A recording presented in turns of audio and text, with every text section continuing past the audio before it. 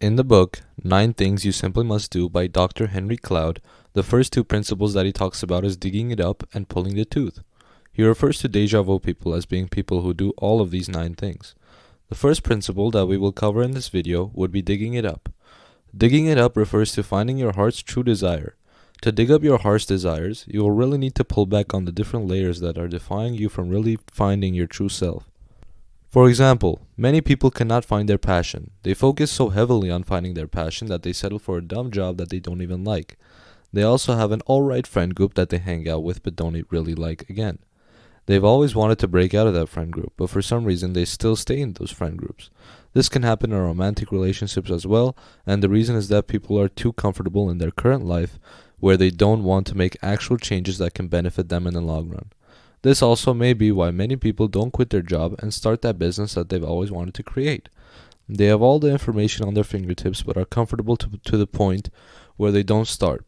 Deja vu people know how to take calculated risks which are related to their true desires. They also optimize their life in such a way where they know what negative influences there are and what positive influences there are.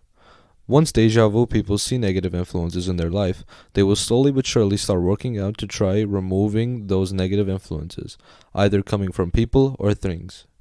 The second and final concept that we are going to cover in this video is pulling the tooth. Pulling the tooth ties in with the first concept that we talked about, digging it up. Pulling the tooth means to remove things in your life that are causing you discomfort, stress, or things that just waste your time. For example, this can be friends, coworkers, habits, and other things that can inherently waste your time. People that know what they want and don't want will pull the tooth, and as an effect, they will be much happier in their day-to-day life. They control their own life and have maximum control over who they interact with and what consumes their time. Dr. Cloud also talks about the cringe factor.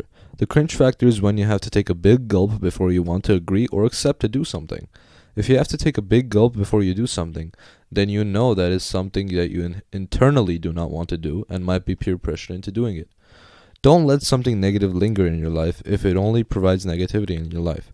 For example, if a certain friend group of friends that you're hanging around with are not giving you any positive energy, or anything for that matter, they should be removed from your life altogether.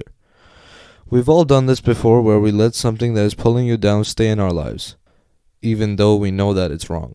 Successful people never let negative things consume their life, since they get to control their life and what they do and where their time is spent.